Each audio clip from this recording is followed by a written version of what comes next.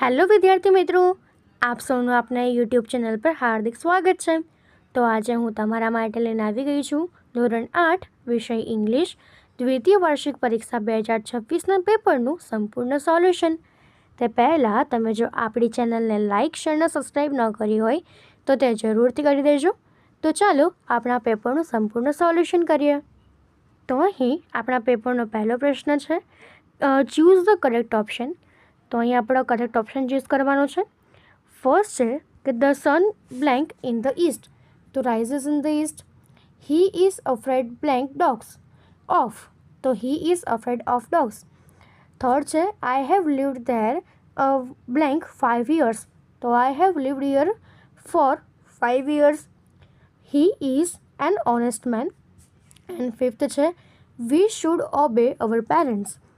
તો હવે એના પછીનો question 1B, write the rhyming words. તો આપણો ફર્સ્ટ છે કે રાઇટ, તો night, might and sight. Day, play, say and may. Ball, call, fall, hall. Tree, free, be, sea. Blue, glue, true, shoe. તો આપણે આ રીતે રાઇમિંગ વર્ડ લખવાના હતા. એના પછીનો હવે આપણું ફર્સ્ટ સી છે કે કમ્પ્લીટ ધ ડાયલોગ. તો આપણને ડાયલોગ આપ્યો છે. Ravi says good morning sir. Teacher replied good morning Ravi. Ravi ask may I come in. Teacher replied yes come in. Ravi says thank you sir. Teacher says sit down.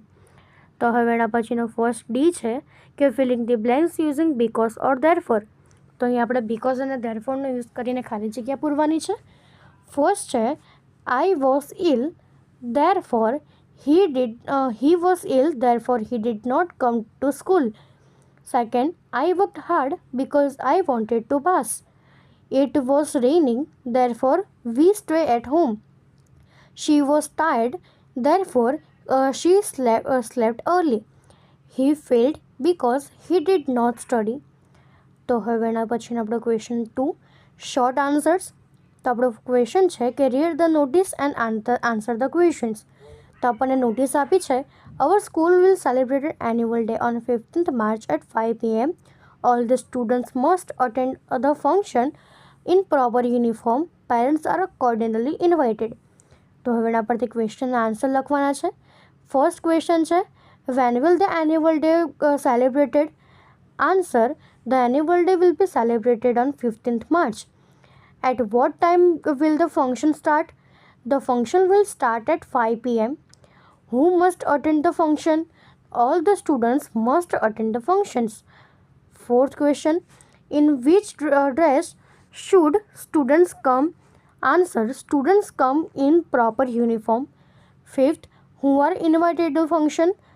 Parents are cordially invited to the functions. તો હવે એના પછીનો બી છે કે make questions using ઇન્ટરેશન. તો અહીં આપણે ઇન્ટરેશનનો ઉપયોગ કરીને આપણે ક્વેશ્ચન બનાવવાના છે. ફર્સ્ટ છે સી ઇઝ અ ડોક્ટર. તો is she a doctor?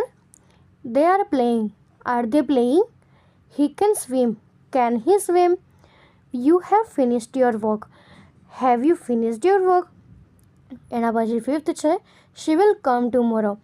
Will she come tomorrow? તો હવે એના પછીનો question 3, short answer grammar and writing. Match the followings using and but. તો આપણે એન્ડ અને બટથી આ જે સેન્ટેન્સીસ છે એને જોડવાના છે. હી ઇઝ પુઅર, તો તે થશે કે he is poor but he is honest. Second થશે I tried hard but I failed. Third છે she is kind and she is kind and helpful. એના પછી ફોર્થ છે the boy is small but strong. And fifth થશે it was late and we waited.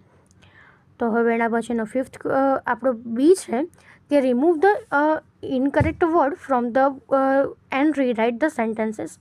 તો અહીં જે ખોટા શબ્દ છે તેને કાઢવાના છે અને સેન્ટેન્સ સાચું ફરીથી લખવાનું છે. તો he did not went to school. તો તે થશે કે he did not go to school. She is more taller than me. She is taller than me. I am having a pen. I have a pen. He play cricket daily. He plays cricket daily. He can sing well. તો she can sing well. તો હવે એના પછીનો question 4, long answer. First question છે કે read the passage and answer the question. તો આપણને passage આપ્યો છે, એના પરથી ક્વેશ્ચન આન્સર લખવાના છે. પેસેજ છે, Ramesh is a hard working boy. He gets up early in the morning and goes for a walk. He studies regularly and respects his teachers. Everyone likes him because of his good nature. તો આપણો first question છે, what kind of boy is Ramesh? Ramesh is hard working boy. When does he get up? He gets up early in the morning. What does he do in the morning? He gets up early in the morning and goes for a walk. Fourth છે, why does everyone like him? Everyone likes him because of his good nature. Write two qualities of Ramesh. So two qualities of Ramesh are that he is hardworking and he respects his teachers. હવે એના પછીનો બી છે કે use the given words and write 10 sentences on my school. તો અહીંયા આપણને નીચે કેટલાક વર્ડ્સ આપ્યા છે, તેનો યુઝ કરવાનો છે અને એના પરથી માય સ્કૂલ પર 10 સેન્ટેન્સ લખવાના છે. તો ફર્સ્ટ સેન્ટેન્સ થશે કે the name of my school is Shri Nageshwari Kumar Shala. Second થશે કે my school has a very big and beautiful building. There is a large playground where we play many games. All the teachers in my school are very kind and helpful. We have a big library with many interesting books. I have many good friends at my college. We always keep our school campus neat and clean. We study different subjects like English, maths and science. Every morning we gather in the assembly hall for prayer. There is a beautiful garden with colorful flowers in my school. તો આપણે આ રીતે તે sentences લખી શકીએ. તો અહીં આપણું આ પેપર પૂર્ણ થાય છે. જો તમને આમાં કોઈ પણ ડાઉટ હોય તો તમે તે કોમેન્ટ સેક્શનમાં જરૂરથી જણાવી શકો છો અને તમારી પરીક્ષા માટે બેસ્ટ ઓફ લક. આપણી ચેનલને લાઇક અને સબસ્ક્રાઈબ જરૂરથી કરી દેજો. Thank you.